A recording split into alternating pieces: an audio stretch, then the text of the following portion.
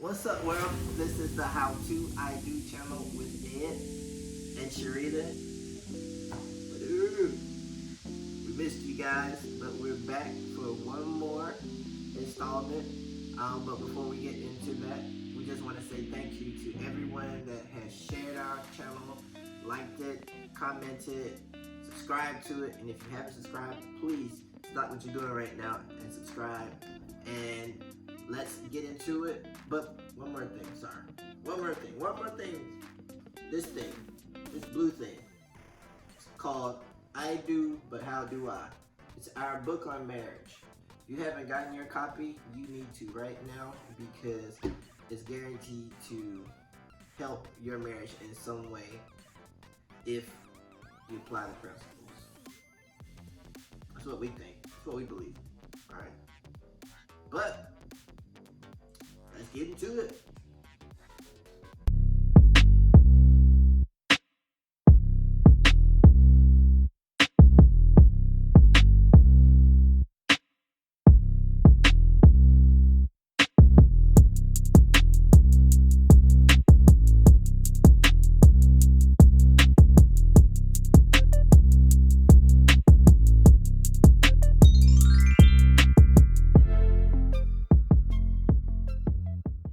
Alright, so today's segment is titled The Complaint of Complacency.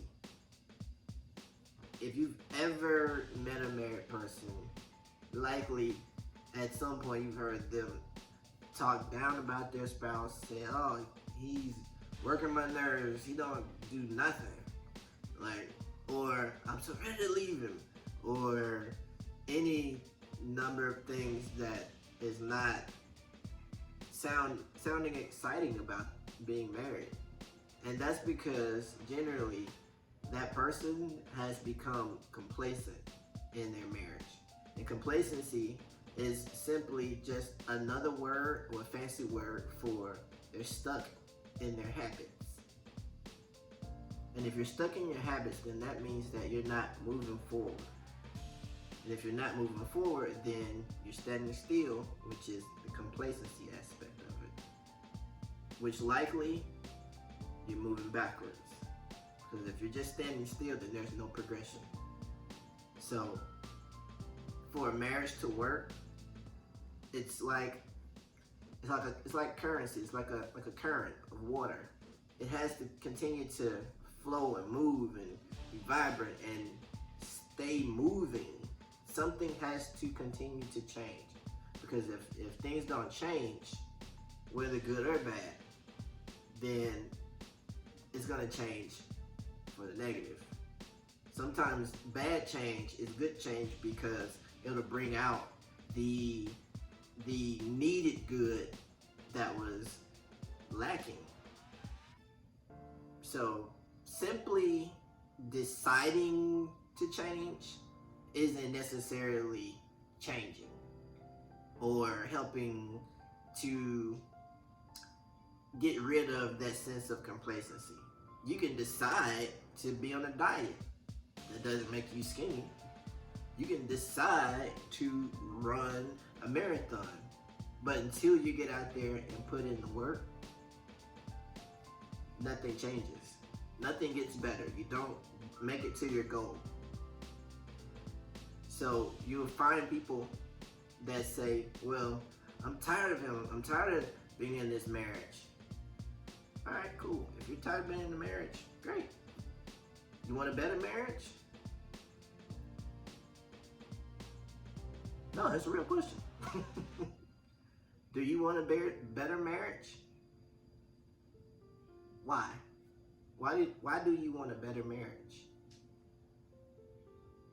Do you want a divorce? Why? Until you can find out what your why is for anything, nothing else will change. Is your why worth it? Does it pay to have a better marriage? Like, why do you want a better marriage? You know, there's a quote in a book called The Compound Effect. by Darren Hardy. And let me read it to you. It says, success is something you attract by the person you become. So I'm going to ask you today, who are you and who are you willing to become to reap that which you truly desire? If you truly desire to have a better marriage, then what are you willing to change about yourself to have that better marriage? Because I know oftentimes what we will do is we will point out everything that's wrong with her and say, you're the reason why this marriage ain't working, and what you need to do is figure out what you're gonna do to get this thing together. But it ain't about them. As a matter of fact, right in here, we talk about you being responsible for your actions. You are the constant and the variable. Until you change, nothing changes. Or there is minimal change. You are both the constant and the variable in your marriage. When you decide to stop being complacent and move towards something greater in your marriage by starting with yourself, the decision to do something, that's where it starts, the decision, but then right on the heels of that needs to be action. So what are you willing to do? Because you are the variable and the constant. Okay?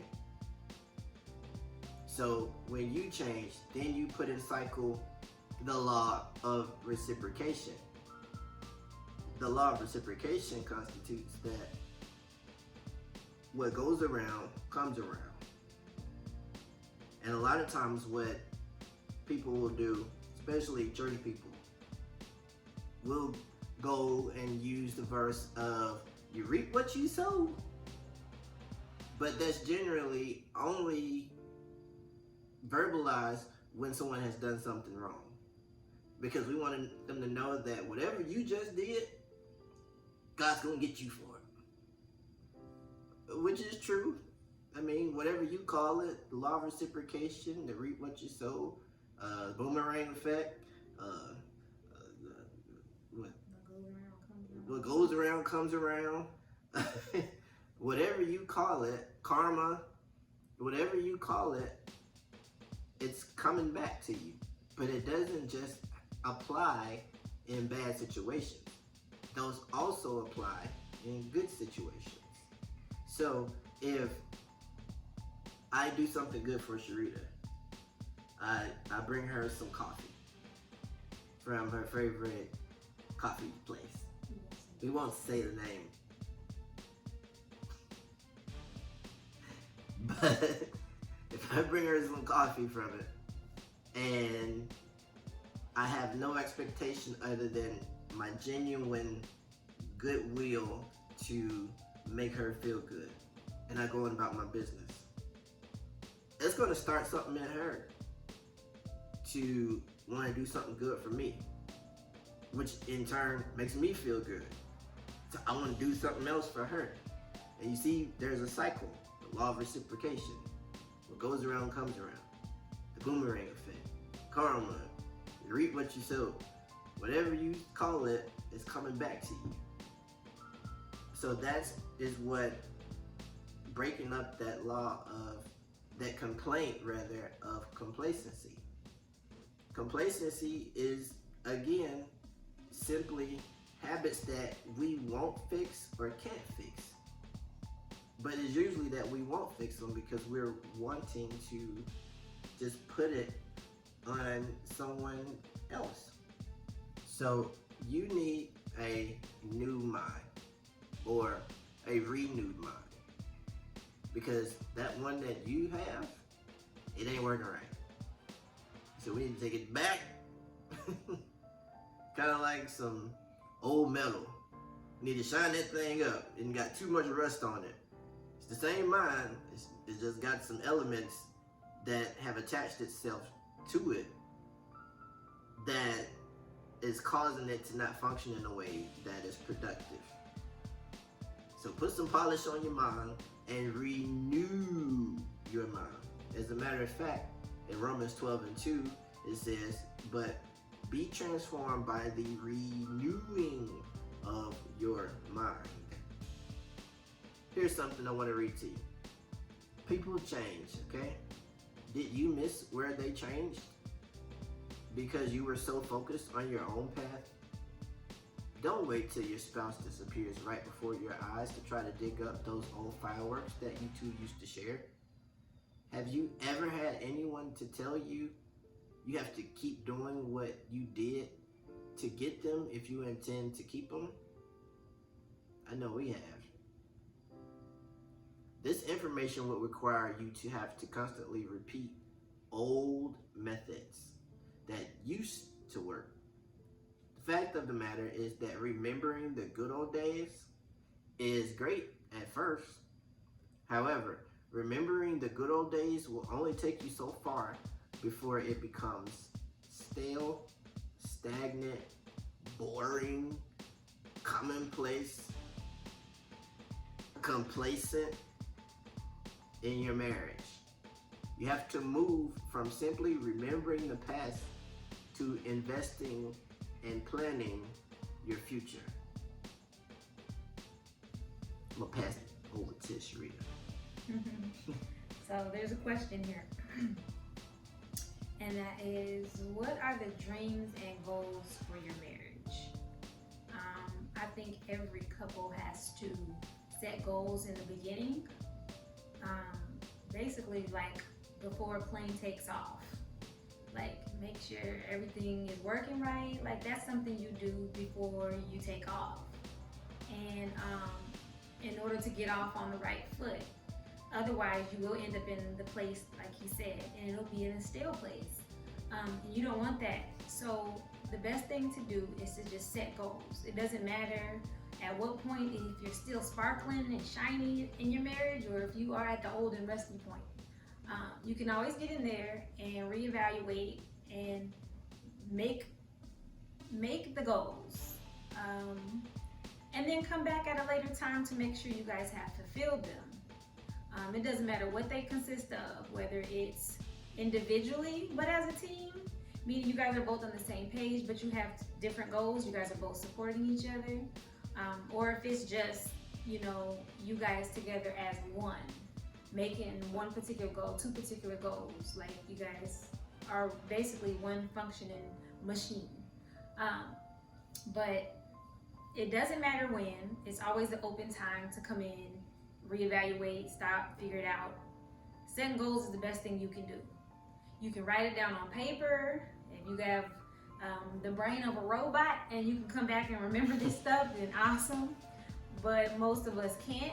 So, and it's just something we need to do. It's good to see that stuff written on paper. Come back to it 5 years later, come back to it 2 years later, whatever the case. And then from that going forward, make a new set of goals and keep fulfilling them together. That's just something to help keep everything fresh. Yeah. So I actually learned something like that when I was in college. I didn't say when that was, because I don't have to put that business out there. But it was great to look back and see what I had written, see how far I've come. So I think as a couple, that would be awesome to look back on and see what you guys have written, what you guys did, where you're at now, where you're going. So it keeps you guys on the good foot. That's what I say. Get on the good foot. Yeah, get on the good foot, and also give each other grace to grow. I heard that on a panel I was watching sometime last week from my church. They were discussing some things, and that was a common theme on that panel, was that you have to give each other grace to grow, because initially change is it's hard at first. No one likes change when it's first happening because it's uncomfortable. It uproots whatever we were used to, whatever we have become complacent about, wherever we got stuck last. That's where we kind of planted it. Everything that we've ever done, we've done it from this place. But when things come to uproot it, then everything is out of whack. And I don't know what to do.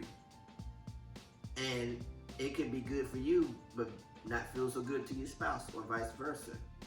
So give each other the grace to grow, because it's going to take some time. It's going to take some extra effort. It's going to take you biting your tongue. Or whatever the case may be. But if you intend to get out of this place of complacency, then you're going to need to give and receive the grace to grow.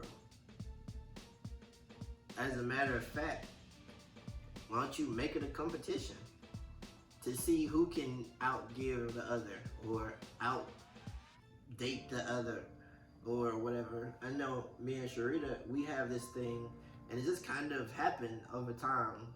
Was it our birthdays? I think it was either. I don't remember. One of them holidays. It was either our birthdays or holidays, like Christmas or something. But it's birthdays, as a matter of fact. For birthdays, we were trying to outdo each other. I think one year I bought her some roses and wrote a letter and had her friends take her out and for girl time, and it made her feel special because we were getting complacent. And I just wanted to see my baby smile. Like that's all I was going for. It wasn't, to just get other things, but it was to see my baby smile. So get me for this later. But I want to see my baby smile. And because that was my goal, that was what I wanted to reach towards. For my birthday, she did something for me, that made me want to do something for her extra special on Mother's Day, or whatever the next holiday, Valentine's Day, and it just kept going until it was just like, hey, this is getting a little pricey. But it was still fun, and those are things that will help you get out of this role of complacency. So we even have some things in our book. As a matter of fact, it's under the spontaneity aspect. I think this is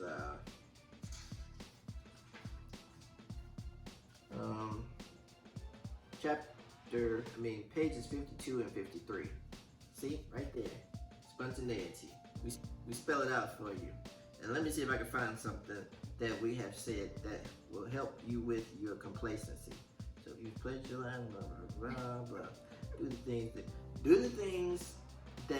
Do things that you have never done before. I'm on page 53. Live a little.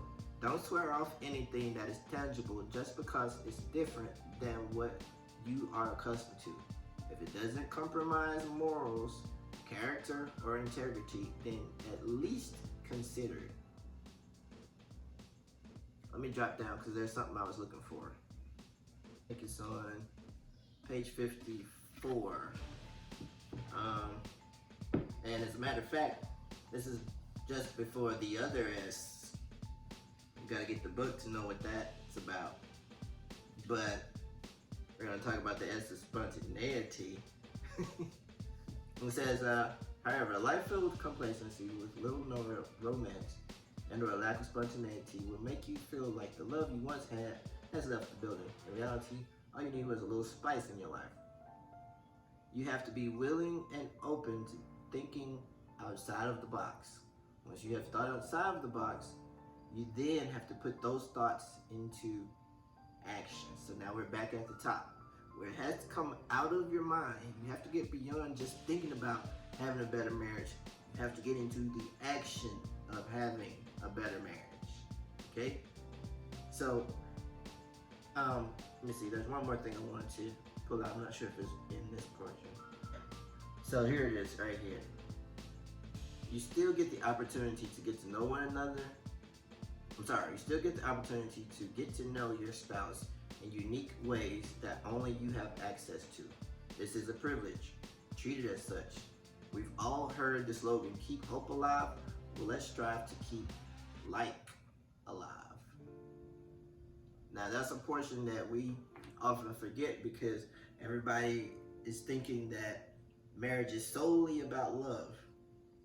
Well, love is an aspect of it, but we believe that like is a more important aspect because I can love you from a distance. But for me to like you, I need you close, girl. But the liking aspect is probably, in my opinion, more or a close second to loving. Because if I don't like you, then I don't want to be with you. And if I don't want to be with you or around you, then I'm going to be complacent or I'm going to step out. So the liking aspect is so key, which is why we suggest that you be spontaneous. Don't be afraid of change. If it doesn't screw up your morals or your integrity, be open to thinking outside of the box and then executing those things. And then, like she said, check back. So, it's never a bad time to decide to start making goals. Cutting out time, making time for each other. Come back to it, look back at it, make more. Getting comfortable is easy. So let me read something. Something came to me. This was in 2013, and I saved it in my phone. But almost exactly 7 years ago, something came to me, and I saved it in here. It says, sometimes you stay seated because you're used to the view. There comes a time when you need to stand up and see what you should have stood up for a long time ago. And that's just saying that you don't want to, first of all, wait until things do get rusty and things do get to the point where you find yourself and don't know how you got there in divorce court. And there's things to do to prevent that from even happening. So that's why we're just encouraging you guys to make the time, be intentional. Setting goals is a big deal to me. I think you guys will find it funny and entertaining to actually look back at those goals that you set. It doesn't matter what it is. Excuse me, write it down, whatever. It doesn't matter what it is. As long as you guys are constantly doing that throughout your marriage, along the journey, you're gonna always be in a fresh place, which is good because it allows the change that you guys are trying to make kind of happen, not on its own, but you just tip it off. So, yeah, that's all I got on that. That's dope. That's dope. So, you've got our take on it. So now, the ball is in your court. What are you doing? What are you going to do to change your mind and then change your actions to be better as a person and then better for your marriage? That will help to propel you to get out of that place of complacency. Only you can answer that question. But what are you going to do that's different, that's going to bring change to your mind first and then to your marriage ultimately, that will bring excitement and enjoyment back into it? The spontaneity effect. It starts with you. If you want the law of reciprocation to return some good to you, you got to put some good out, because it's coming back one way or the other. So why don't you put out what you want to receive.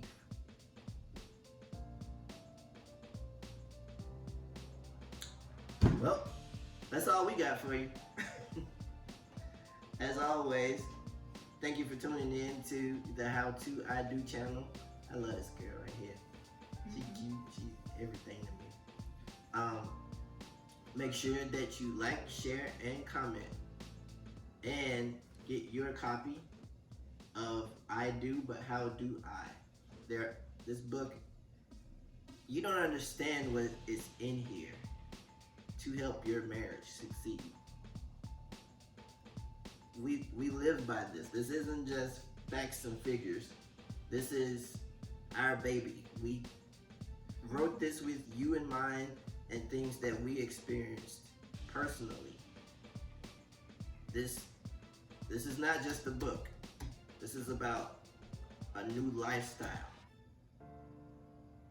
If you want a new lifestyle, not just a new marriage, for lack of a better term, if you want a new lifestyle for your marriage, this is what you need to get. All right? And go to our website at HowToIDo.org. And you can find our book, find gifts. You can find out how to book us for your event. You can even book consultations with us. We're here. Again, that's all we got for you. We'll see you next time. Peace.